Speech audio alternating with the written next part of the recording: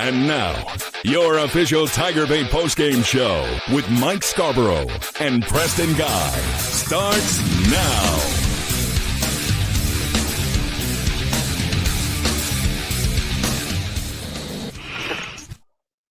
All right, here we go. LSU gets the W, big SEC home win over the Florida Gators, avenging last year's excruciating loss in the swamp. It wasn't pretty, but like Brian Kelly said, they won by any way means possible. I think we're going to have a decent debate tonight on whether it was justified. His, as I termed it on our title of our Brian Kelly postgame video, that he went off. Brian Kelly goes off. It was Michael Cobble that asked the questions about the offense, and you guys can let us know in the debate whether they were appropriate. I'm kind of shocked, actually, in the press box after the game. There were multiple media people that in my vicinity that were saying that that it really wasn't a justified question, or it wasn't the way he worded it. I don't know. I think it was probably what was on everybody else's mind in the stadium. But certainly 5 turnovers and the LSU defense being an elite defense. I mean, what Blake Baker has done has been absolutely insane. Deshaun Spears with a pick 6, 2 interceptions on the night. DJ Lagway with a bad night, but big time win. Billy Napier, how long can he go? It's going to be very interesting to see. But Preston, give us your thoughts. I mean, look, a suffocating defense and an offense that is sloppy and one that oozes talent in a lot of different places, except for the offensive line. And one you have to wonder if they're going to be able to put it all together and be able to compete for a championship. In my opinion, if the offense just simply executes better, Nussmeier stops making boneheaded plays, in his, 5th year, senior year of playing football, this could be a very good football team capable of winning it all. However, you do have to question if they're going to, just like in 2023, how they had a generational offense. You have to wonder if this is a generational defense they may waste on an offense that can't get it done. I'm not saying that is the case. What I am saying, however, is you have to question it. You have to start picking apart and determining that at this point. All right, everybody, if you're enjoying the show, please hit the like button. We are streaming live, of course, on our YouTube channel, our individual X accounts, our TigerBait at TigerBait.com X account, and our Facebook page. Follow us there. Hit the like button if you're enjoying the show on YouTube. And we're going to go for a solid hour probably. And we're going to try and get to as many of your questions and comments as we can. Preston, on one hand, the offensive line is taking care of Nussmeier. Is it 3 total sacks on the season? Yeah, the pass blocking's been good. Yeah. So I still question running back rotation. I question Nussmeier's decisions at times. And then sometimes it's LSU's inability to be consistent on first down in a lot of 3rd and longs. And they'll pop for one big play and then get nothing out of it. They'll have a drive that looks like you're really setting things up, and there's just no consistency. There's no rhythm. And trying to nail it down is just one thing I think is impossible. I think it's so many things.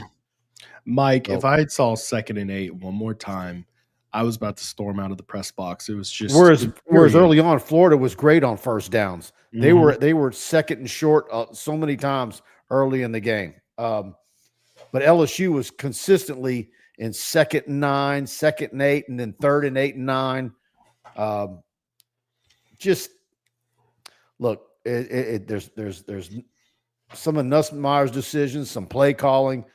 I think some running back rotation. Look,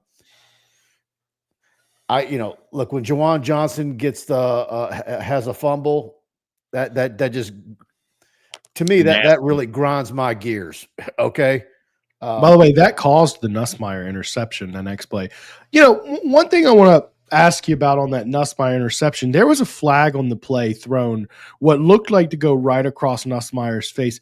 Did he think possibly that was a defensive penalty and he had a free play? I'm just struggling for answers there. It was on the offense, so I know it was on the offense, but did Nussmeier that way? Yeah, I don't know. Nothing else explains it. It was boneheaded. Case in 83 with a super chat. Thank you, Mike Preston. I don't know what's worse, LSU's offense or those quarter mesh Walmart TJ Maxx shirts Kelly and his staff keeps wearing. Yeah, is Nuss hurt? There was someone else that commented while I was stuck on Burbank trying to get home for us to do this, commenting about the ugly shirts that the ugly shirt that BK was wearing. It's whatever the flavor of the month is for Nike, I'm sure. They're constantly changing things. Yeah. Kaysen, thank you for that. All right, let's dive in. Spectrum Wellcare Sloan is a quarterback coach, not an OC. That was trashed by Kelly in the presser. Come on, you're still the head coach in the SEC, and you can't run the football still. Yeah. I'm down on the field in the last 6-7 minutes, and I was talking to Steve Snyder, and he, gave me the total. What was the run total at that point? Rushing yards, was it like 40 yards? At what point when you're down on the field? Oh yeah, before Durham's big run, 45 yards. Yeah, and then he had a big run. Okay. Yeah, I look. I don't want to have too inflammatory of an opinion on what BK said because I wasn't there. I do Napier. For notable coaches. I'm just going to say, usually media to the opponent. Usually media take up for media. I thought it was over the top going after Cobble, but I was shocked by the number of other media, particularly the ones who were saying it, that were saying that Cobble was wrong. Look, I think Cobble asked a perfectly reasonable question, and correct me if I'm wrong, but the question was more or less, and guys, post game is chaotic. Maybe it was the tone, maybe it was the follow up. I don't know. Maybe, but he more or less asked, hey, after post game meetings, what have y'all determined is going on with the offense? I don't think that's a particularly concerning question at all. And then BK pressed him. He's like, fine, what about third down? And, I thought BK went off a little ranty. You're making $10 million to coach a premier program. Would it have been more appropriate had it been at the 6 or 7 minute mark of the press conference rather than right off the bat, the second one? Who cares? Who cares what order it comes in? People are going to ask. Yeah, if it was the 14th question in a row about the offense, that's where it would change in my mind. Where it's like, guys, we won the game. Are you going to ever ask anything positive? I don't. Bah humbug. I think and then the rest of the way, a lot of it was BK with his dry sense of humor, but a lot of times that's trying to make up for going off. So. All right. Andy Whitaker Fizzbuzz. Normally I get annoyed by reporters poking and prodding, but BK going off a Cobble is uncalled for. This offense is terrible, and Florida wins if Lackway doesn't give it away. Yeah. Jeremy Franks, what y'all think about Clemson getting beaten, Vandy blowing out SC? Look, there's still a lot of interesting games. Texas A&M beats Notre Dame. Where does that rank as far as all-time big wins for Texas A&M?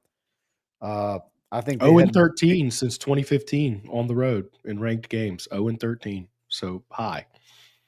I think it goes back to like the 70s or 80s. The last time they beat a team.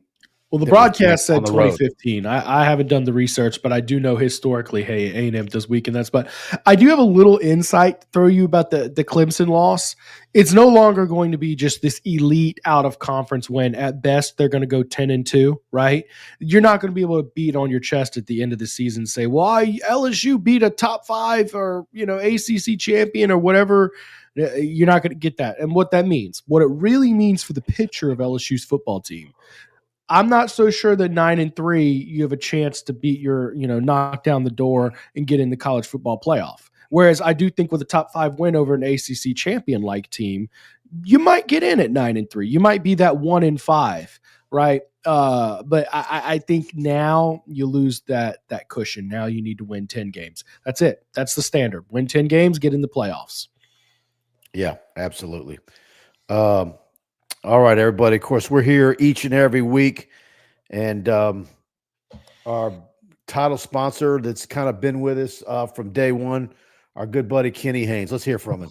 Kenny Haines is a proud 1989 graduate of LSU Law School with a passion for justice. Kenny stands out as the only lawyer in the state, board certified in both appellate practice and family law. Drawing from 34 years of trial experience, Kenny has navigated the most complex aspects of real people's lives. If you need help in Northwest Louisiana with a family issue, legal issue, or a highly skilled trial attorney, call Kenny 318-222-2100.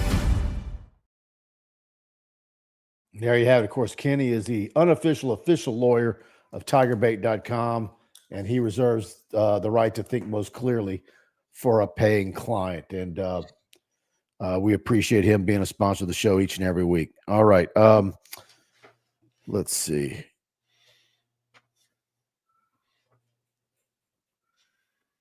Did you see we got Jeremy Frank's Florida play like we did last year in the swamp? You know what's funny? Actually, looking at the box score, I had some interesting thoughts here.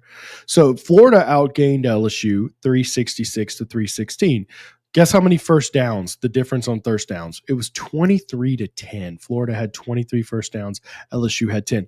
The odd difference, though, is last year LSU didn't have an innate amount of turnovers. There's a very easy explanation this year for Florida's box score as to why Florida didn't win, and is very simply 5 interceptions. So great job by Corey Raymond with his redemption tour, because, of course, Billy Napier fired Corey Raymond 2 years ago, and now his DBs picks him off 5 times. I made sure to ask Billy Napier about that in the post-game presser.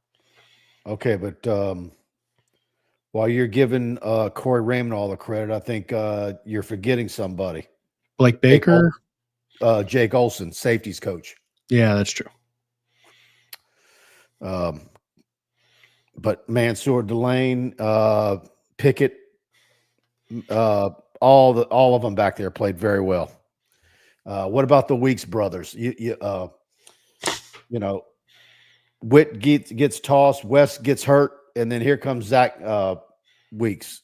How about that? All the Weeks boys. He looked good. And you know what? These coaches who are game planning around the Weeks brothers, they have to be real pissed off as each one gets injured or ejected. They keep on making more of them. They keep on being more Weeks brothers coming in the game. Yeah. It was great seeing him in there. Our offense is terrible, says the Franco Nation. I don't understand what the hell is going on. Play calling. Why don't both our deep guys don't run verticals while our slot guys do a slant? Let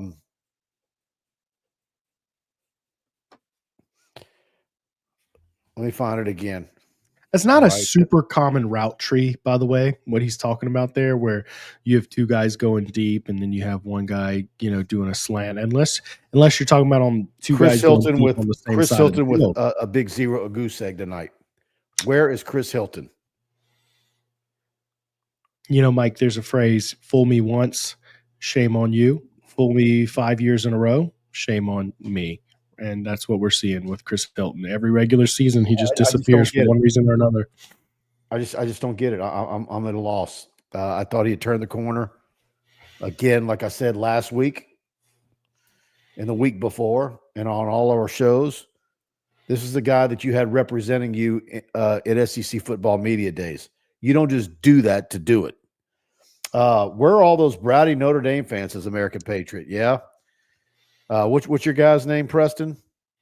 Brian Driscoll. He's an excellent reporter over there for Irish Insider. I'm sure he's happy now having, Marcus Freeman lost 3 straight top 25 matchups. You're starting to have to wonder, can Marcus Freeman win the big game in South Bend? Because, that's 3 straight losses in 3 games.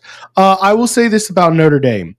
If you look at their schedule, they have nothing that moves the radar at all with the rest of the schedule. UP had a very front-loaded schedule with 2 top 10 games. You're now going to go almost a month into the football season without a victory, without winning a single game. And you have to wonder how much meat is on that schedule to impress a playoff committee down the road. I don't know that. Oh, well, they're Notre Haines is Dame. They good always enough. get in. Yeah, Todd Davis, LSU 10 defense. wins. Wow, the offense struggled. BK and that hire of Blake Baker is just looking unreal. Okay, You I already had put that one up. Look, this is the one you're looking for. There you go.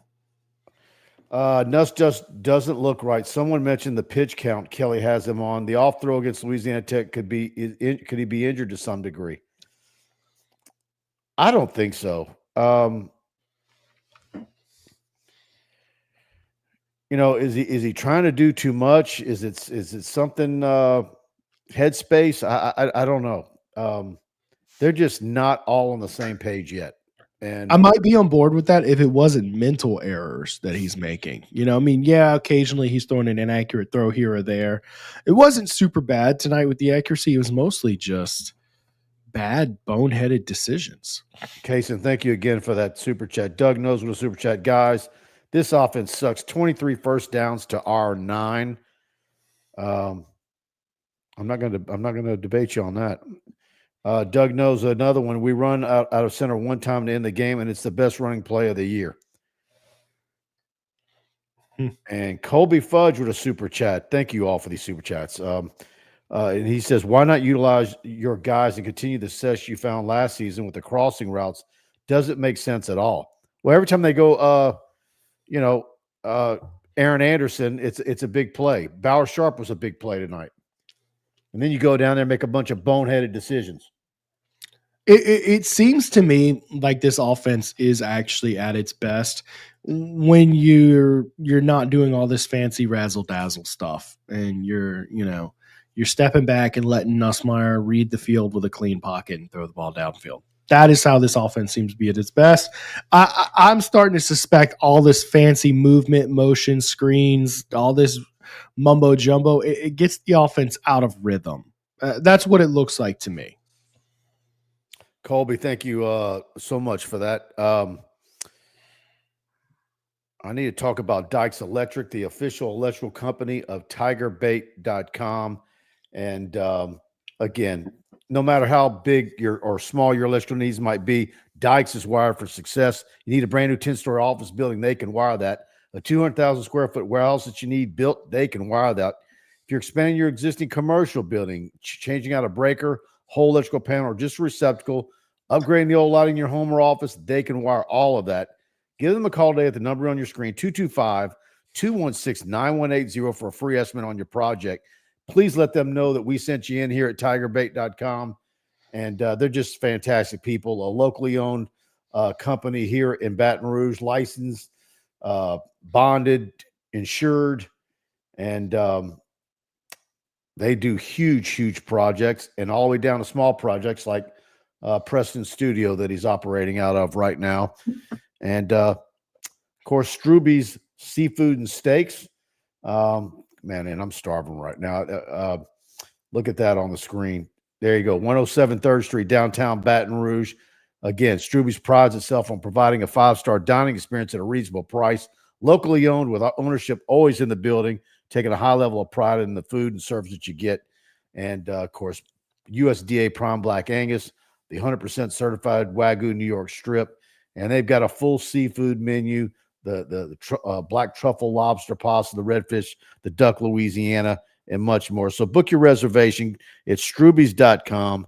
And as always, like all of our sponsors, please tell them that TigerBait sent you in. And like I tell you, get the lamb lollipops as an appetizer and the crawfish mac and cheese. Okay. The Franco Nation, we did do some hold on one second. I got it, Mike. Yeah, we did do some screens. However, it was not successful. Either Nuss threw it badly, dropped balls, and tagged for loss. So they went away from it because everyone now knows how our screens look. Yeah, it just way too much not to me going vertical. Look, one of Nussmeier's strengths is his ability to throw that right up the seam.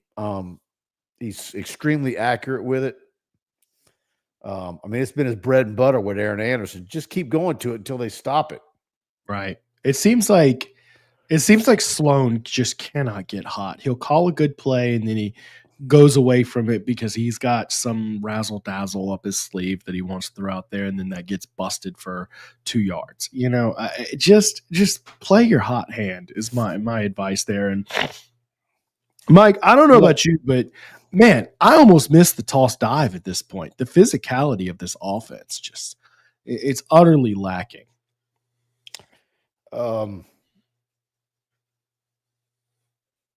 One thing I've noticed over the years that I've learned, one thing that's really unforgivable is when a running back puts the ball on the ground. And if Caden Durham needs a rest and you've got to put another running back in and you're not confident in Caleb Jackson, I'm sorry, but I know he's a true freshman, but it needs to be Harlan Berry. I agree. It needs to be Harlan Berry over Jawan Johnson. And that ball on the ground tonight, if there was any debate about it, to me, that's just a no-go for me. And it typically is for any running backs coach. And look, I give Jawan Johnson all kind of credit. You're talking about a kid who's played 4 different positions at LSU. Which one is the one that's the best place for him to be? I don't know yet. It's unfortunate, but I'm sorry if I'm running a running backs room and I'm not. I'm going from Caden Durham to Harlan Berry. By the way, what happened to goal line or short yardage Jawan Johnson that we saw all fall camp? Was that just a ruse? I mean, we haven't seen it. It's not like they've been particularly fantastic in short yardage either. Yeah, maybe we'll see it in the future. I don't know.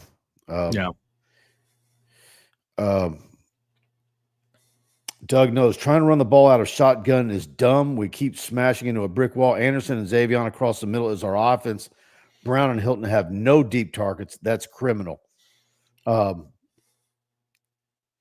me pull this up real quick.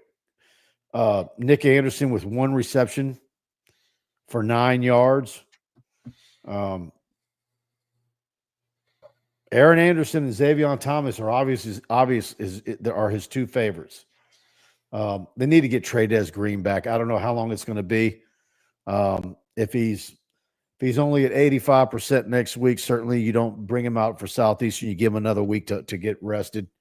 But you're going to need him at full strength when you go to Oxford.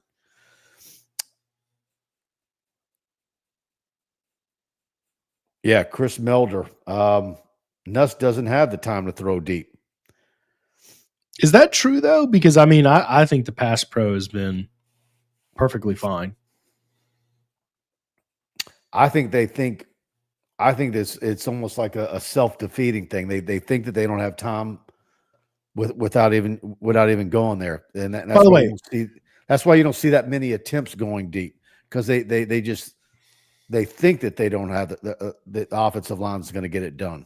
I want to highlight the difference between deep and downfield, although that might just be a matter of what adjective to use. When I'm saying downfield, I mean that 12 to 15 yard range. That doesn't take – you don't need an elite offensive line blocking to get people 12, 15 yards downfield. Bill Frere, Nuss looks injured, throwing off back foot and not stepping up in the pocket. That's just what he's always done.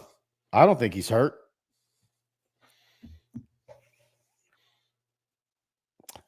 Isaiah Goche, the 2 biggest problems are the OC and the play calling. And, of course, Nussmeier, there's no killer instinct with attacking on the offense, only when we are down or in desperation mode. By the way, we're reading all these comments, and it's dawning on me with all the negativity. LSU did win the football game tonight, okay? Yeah, I guess we should. I mean, the way we're carrying on, it's like LSU lost. I know, but that's just what the comments are giving us. It's kind of a comment-driven show. But, no, LSU won the game. And, guys, I really think we need to throw some roses at Blake Baker's feet tonight, because we're talking about an elite unit, 5 interceptions. Lagway, clearly a very talented player. They limited Baugh to 46 yards on 10 carries. I mean, guy, this defense is good enough to carry you where you need to go. You just need the offense to clean it up a tad. Maybe a lot, but I think this offense the talent is there. The guys are there. I just think you need to kind of repolish, re-identify it a bit, and just play a little bit of cleaner football. Also, they're playing the offense to feed into the defense. Notice they're punting on a lot of short yardage situations. They are playing it like they know this is an elite defense that they have. I will say this. There's one frustrating thing about this offense, and remember the Les Miles era, all those elite defenses, those teams could run the ball. And if you can't run the ball, it's harder to cater to your defense. That's all I'll say.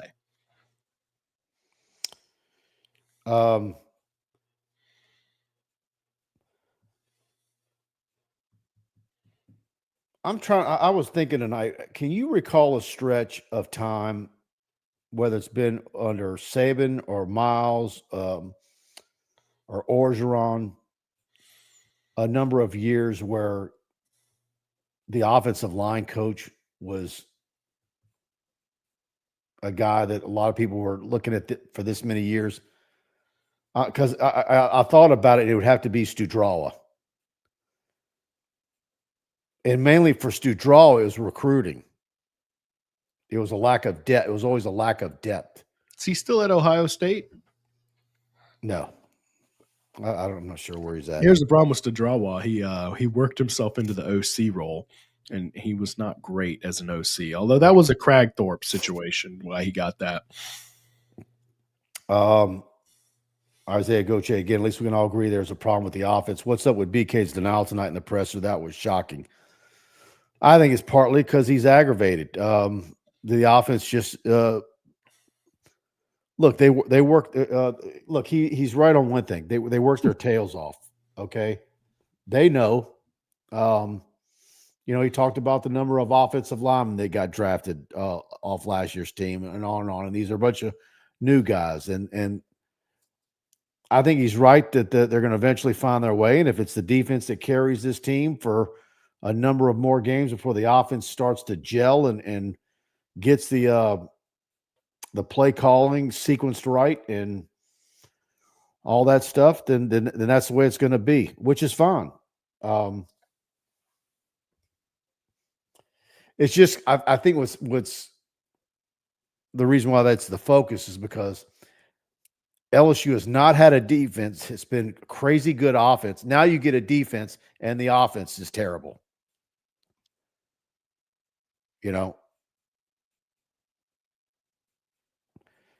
The defense is fun to watch, says Chris Milder. Yes, they are. And Baker should get the game ball spectrum well care. Yeah, Brad David, Mike, what do you think of Lagway? The national media hyped him and Arch all I've seen, and both are awful. I joked the other night, and then I was saying it earlier today. Especially now with another loss for Napier, and you look at the schedule, and it's just brutal. I mean, the likelihood of him being the coach in November, it seems to me it's going to be slim to none, and Slim's out of town. So a new coaching change. Lagway is only a sophomore. Makes sense that he would be a portal kid. But after tonight, I made the joke Wednesday night, or not really a joke, but it kind of makes sense that Lagway would be a guy that you'd be pursuing at LSU to be your quarterback next year. Which LSU recruited him out of high school too. He's gonna be a hot commodity, regardless of tonight. I think he oozes talent. It's just these are decisions. These were not horribly inaccurate throws for the most part. There was definitely some inaccuracy mixed in there, but I mean, the way he rolls out of that pocket, the way he throws that ball with some serious velocity, and he is still a young player. I will say this. Him off yet. No, I will say this.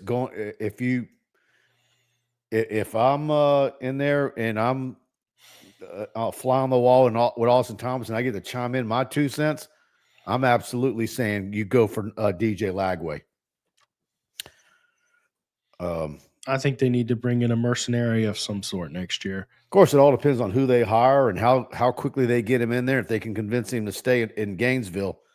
But there's going to be a lot of people that are going to have a desire for DJ Lagway. And to me, him at LSU makes a lot of sense. See, we got 2 super chats in. Go ahead. Can you get them? Yeah, I got them. Here we go. Hunter Smith with the $10 super chat.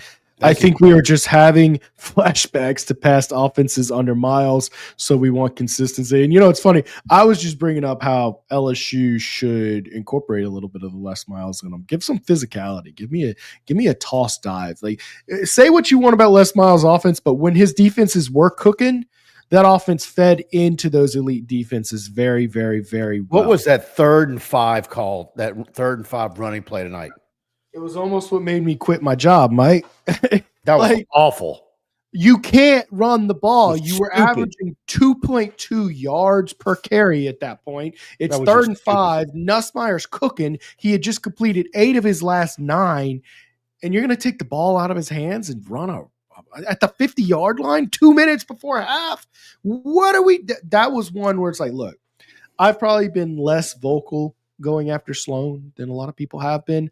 On that one, I'm just like, come on, Sloan. Like, have a feel for the game. Crying belly with a super chat. Thank you. 17 of 41, 3rd down percentage, but too early in my opinion. Good defense. LSU plays against and new offensive pieces. If you want to put it under a microscope, 2019 LSU was 21 of 41 in the first 3 games. It's interesting. It's an interesting comp. Okay. I don't think that's a way to spin it. Yeah, I don't think much else about this offense compares very favorably with that 2019 offense. No, thank you, Crime Belly.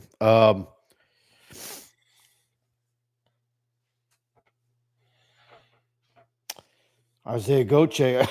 Excuse me, everybody. I think Lagway's interceptions would do the impressive complexity of Baker's defense and his players who executed it. Minus the interceptions, Lagway actually played pretty good. And by the way, the depth of players executing this, because my question is, if DJ Lagway is in the portal in December, do you want Austin Thomas to go and get him? I mean, here's my response to that. I want him to get I say hell yes. I want you to get the best quarterback money can buy. If he's the best one, then sure. You take him for sure. I think he's going to be one of the best ones that's there. I'm not going to say he's going to be the best one, but he's going to be a very hot commodity if he gets in there because they make a coaching change. The familiarity is there. LSU recruited him. I think he has family ties, by the way. Like, I think an uncle played at LSU, something like. I talked to him when he was recruited. I forget, but good kid, talented player. Christian, this is the same offense from last year, which was top 15. What happened? They are acting like this is the first time they are all playing together, and we just hired a new offensive coordinator. Well, it's a new offensive line. You got a bunch of new pieces as well. I'm about to say Barry and Brown is a new element in there. A lot of these guys are new.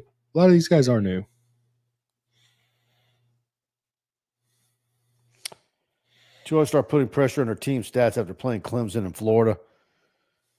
I'm not even citing stats really. Can I cite one stat? I know what my eyes see. Can I cite one stat that matters? 3 and 0. Yep.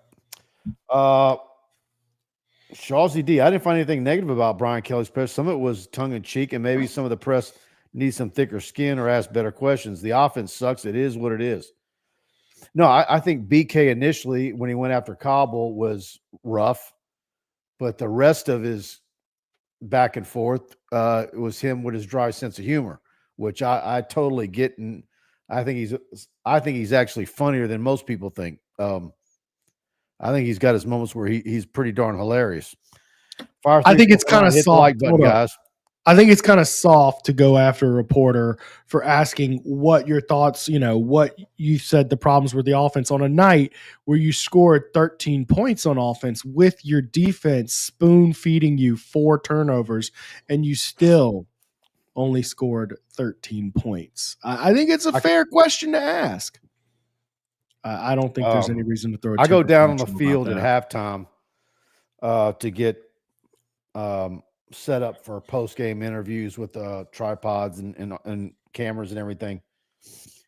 And so I'm down there in the tunnel where the assistant coaches that go up to the press box run through in a hurry once they come down the elevator and then back up. To come back out for the second half, there was a lot of people with an earshot of Joe Sloan that were giving him hell. And I'm imagining it was probably just as bad, maybe even worse at the end of the half. So don't think that Brian Kelly doesn't hear all that. And God knows what maybe they're hearing in the end zone from the students as they run into the locker room in and out of halftime. So he's hearing that. And yeah. And and beyond that, just his own personal aggravation with the offense's struggles. Isaiah Gauthier, great show tonight as usual. Thank you. Thank you so much. I thought it was rough against the reporter guy, but also a props reporter for pressing. That's what makes our pressers better than most. Well, that was Michael Cobb. I'll give him credit if that's the way you see it. The thrill. How do you feel about Nussmeier so far? Well, I did say in our live chat during the deal that, like, yeah, this is not a guy right now that's one of your leaders for the Heisman campaign, like we thought. Heck, Preston, who would be the leaders in the Heisman race right now? Do we even have anybody that's running away right now? No, it's nobody's really emerged. I still think someone's going to come out of nowhere to win the Heisman. I've been saying that since preseason.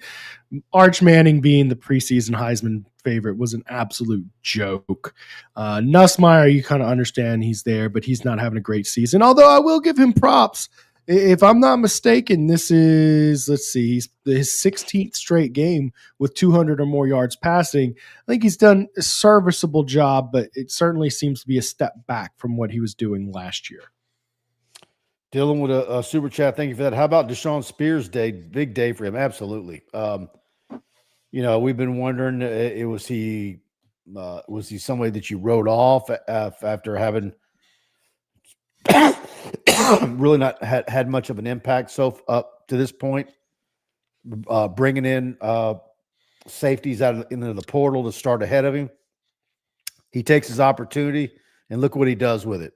And so that's great for him. He's a super talent. He's physical. I have a comment. He's got all the length that you want.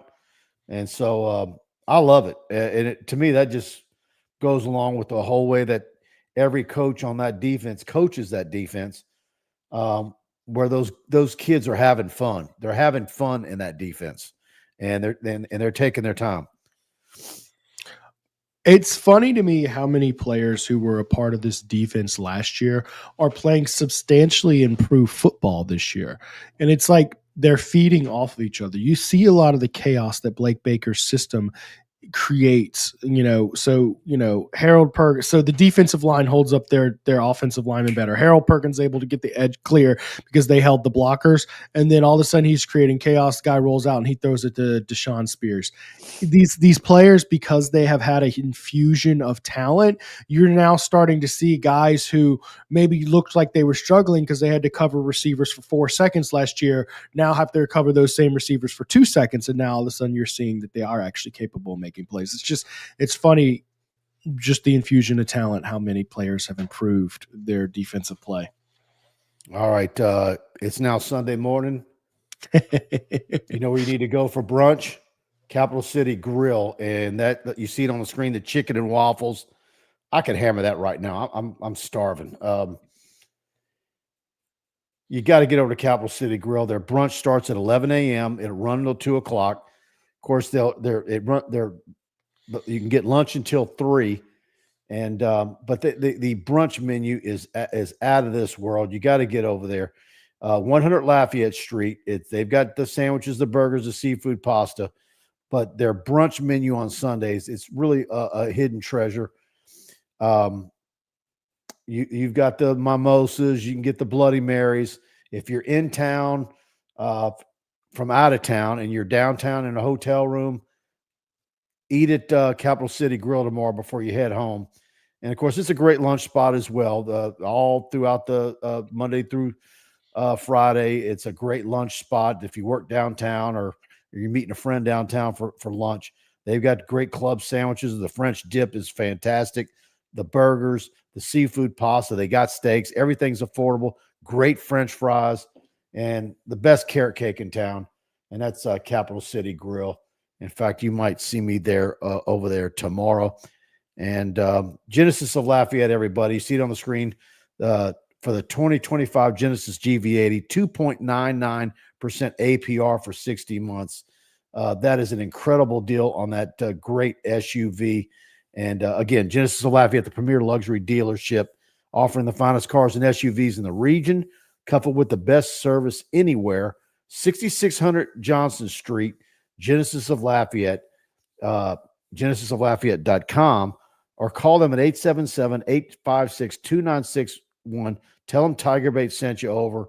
The GV70, the GV80. If you're looking for a small or mid-size luxury SUV, you're not going to beat the prices, the interiors on the Genesis, and they're just fantastic vehicles. We got a GV70 in our garage that we got from Genesis of Lafayette, and they're going to make a deal for you.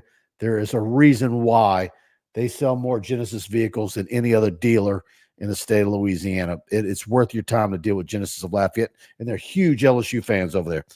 All right. Lenore Sellers got hurt. He is picked by many as the top quarterback to be drafted.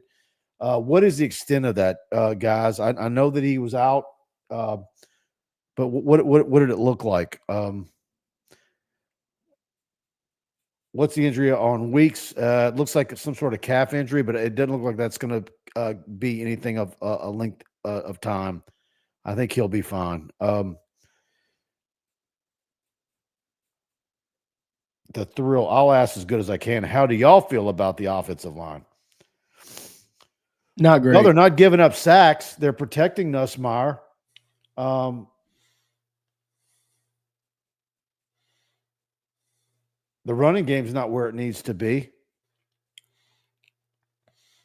I think it's officially time to kind of point the finger a little bit at Brad David and ask, why have none of your offensive lines been able to physically run the ball?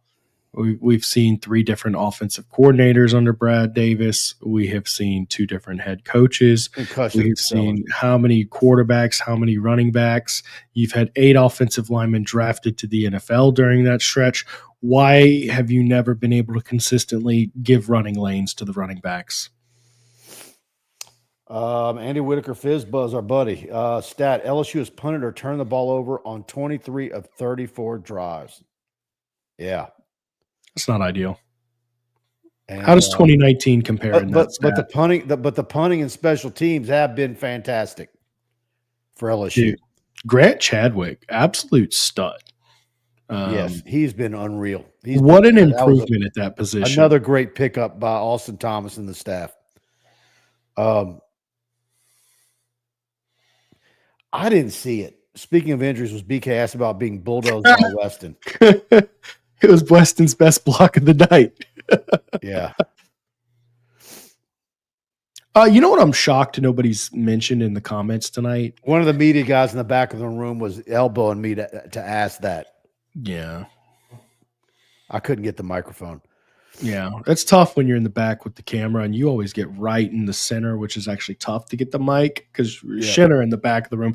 I'm shocked nobody's asked about the Whit Weeks ejection yet.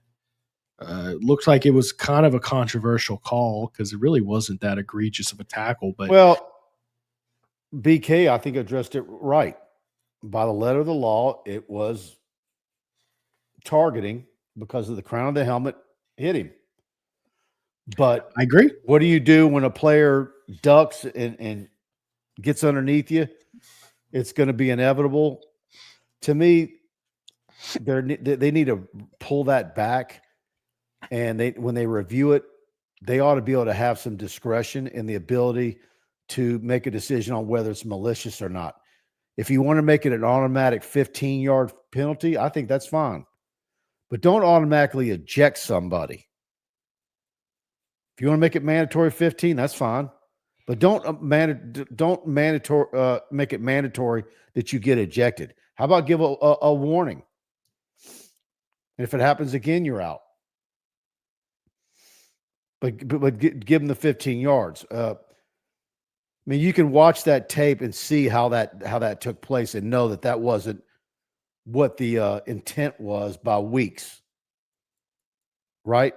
Now, if it's malicious and you're trying to hurt somebody and it's obvious, well, then you're ejected. By the way, what Weeks did is never actually going to injure someone. This was a very soft hit that Weeks threw out. I think the amount of force needs to be addressed in the rules.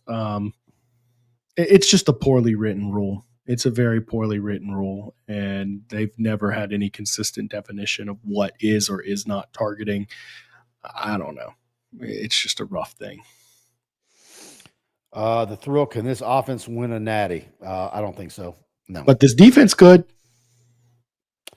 The defense is going to have LSU in every single football game. I agree. I don't know that there's a team in the country. But at some point, you're going to need to score points. I agree. I agree with you on that. And even the great teams, at some points, you're going to need 20-plus points from your offense. And I'm not so certain that I have confidence in this offense to go out there and score 28 points against an elite defense right now. Anyways, did you see Super Chat up here? No, go ahead and get it. Doug knows. Let's all have a good laugh that Notre Dame is 0-2 without BK. Sloan might suck, but Notre Dame fans in our chats need to shut up. Well, they're not in our chats. Yeah, I love having Notre Dame fans. We haven't seen them this season, have we? No, we haven't. They haven't won a game since the calendar year 2024, if I'm not mistaken. Maybe that one playoff game, but anyways. Mm-hmm. Yeah, open Baye. Defense can win it, but this offense will not if it gets to a shootout.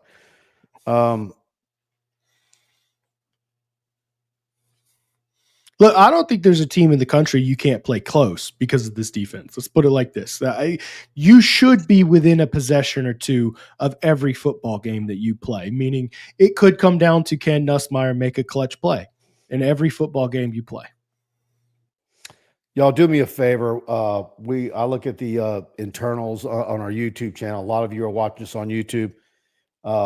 Please hit the subscribe button and that notification bell. In fact, I think some of y'all might be able to help us get over the hump. We're up really, really close to 40,000 subscribers.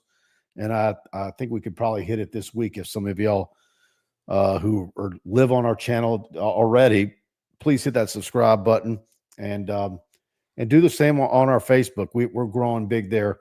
Please follow us on our Facebook page as well. Again, hit the like button if you're enjoying the show. LSU for life. I'm about tired of Nuss. Wow. I'm just going to tell you, based on what we saw at practice, it's not getting any better if you go to someone else. Oh, no. Andrew E., I subscribe and thumbs up every show, Mike. Thank you for that. Thank you. Andy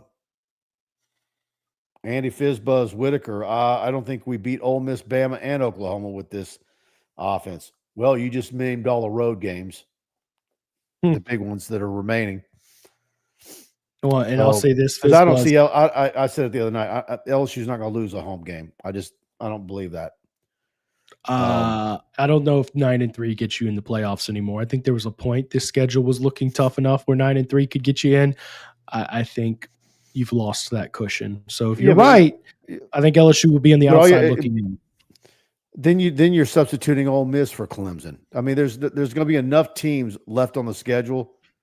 Your strength of schedule is still going to be what it's going to be. I mean, what I was you don't have to have Clemson being a juggernaut for your strength of schedule to be what it's supposed to be. But also, I mean, Bama lost to Florida State. They're not looking as elite. I mean, maybe they went out. And you're going to get if you lose all three of those games that are up on the screen, you're in trouble. Right. Well, my point is, Mike, an SEC slate is pretty much going to be an SEC slate. People are going to respect it more or less the same year in and year out, unless you have some crazy gargantuan like one year, like 2018, LSU played Bama and Georgia, right? But you don't have a Georgia or something on the schedule super strong like that. What made this schedule super strong was the top 5 win over Clemson. That ain't going to be a top 5 win anymore. That's my point. LSU goes to Ole Miss and wins, they're pretty much on their way, right? Yeah, I would say so, because I mean, at this point, guys, LSU you're only has on to your go way. 8-2, I think or 7-2. if you stay healthy, you win at Ole Miss, you're pretty much on your way. I think at a minimum 10-2. By the way, Ole Miss did not look infallible today against Arkansas. No, but Arkansas is going to play that way with a lot of people. They're a tough, scrappy football team, and they always are going to be under Sam Pittman. But I think we all know that Sam Pittman ain't playing with the same deck of cards that a lot of these SEC teams are. Yep. Damon Blackburn, y'all watch Clemson, Georgia Tech during the booth, or coach challenged the ref and controlling the booth. We're all mic'd up and I watched that. I enjoyed that, being able to hear the ref in the control booth. When they were reviewing plays. I think that was a real step in the right direction. I enjoyed that earlier today. Very, very good on them to do that. I'd love for the SEC to do that. And David Blackburn says that every league should be doing these transparent reviews. It was awesome. I agree. I'd like to see it.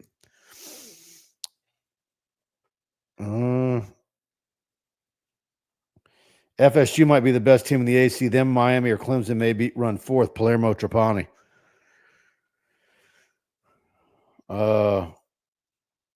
Yeah. What did Florida State do today? I didn't even see their game today. Kessler Boardwell. Brian Kelly can't put a complete team together. Yeah, I think that's where a lot of people are kind of getting antsy or rubbed raw is you finally get a defense, and now your offense takes a couple of steps back. When it's all going to come together. He just needs to do what he did in 2023 and do what he did with the defense this year, and then boom, you've got it made. It's easy. It's easy. Way, when he said in the press conference, y'all are spoiled, you saw that part? I did. I think he's got a point on that. People still bring up 2019 every chance they get. You are never going to see that in your lifetime again. But everything gets compared to 2019.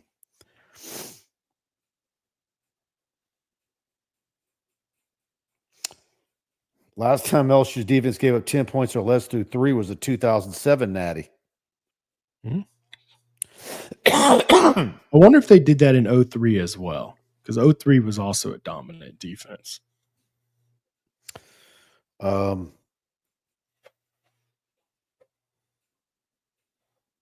All right, everybody. Alumni Hall, one of our biggest and longest running sponsors. Beautiful store in Perkins Row. Please go over there and do all your LSU shopping with them. If there's some LSU gear you need, they've got the best stuff, and they sponsor our show each and every week, all of our live shows. And what's great is TigerBait, all one word.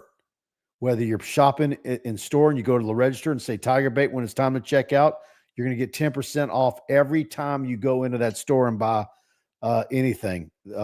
And so that code has been good for years now as they've been with us. And or online, if you shop online at alumnihall.com/LSU, the code, all one word, TigerBait, you're going to get 10% off. And again, it's the best and largest selection of LSU Tiger gear anywhere. They've got all the new Peter Millar, the Southern Tide, the Johnny O, all the great looking polos, the high quality stuff, the Nike gear. You might want to avoid the ones that BK's wore tonight. It seems like everybody thinks those look ugly. But look, hall pass rewards for every $150 you spend. You will earn $10 reward for future purchases, and you get free shipping on all orders over $99. But again, use that code TigerBait in online or in person at their great store in Perkins Row. And Baye's Oyster Bar, the old Jolie Pearl, it is the best oysters in town. 315 North Boulevard, the freshest farm-raised oysters from Grand Isle. No mud, no grit, just clean, delicious flavor. And if you're not into oysters, you can get the boiled shrimp or their turkey, brie, and bacon sandwich or their classic roast beef po' boy. They got a fully stocked bar complete with top-notch bourbon, whiskey, and a massive craft beer selection. So don't miss out on Baton Rouge's newest oyster spot, and make sure to let them know TigerBait sent you. All right. Yeah. Andrew, can I buy the ugly sideline shirts? Yeah, you might want to avoid that one, like I said. They got the new branded Bills LSU hats in, which I think the branded Bills hats are the best out there.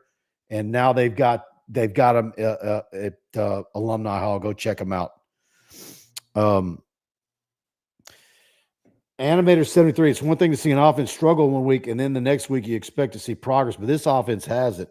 Nussmeier is making rookie decisions and still can't get the needed run yards. I think there was 2 situations tonight where I would have really liked to see him just rip off a run. It was wide open for you. Just make a play. Yeah. One was the interception.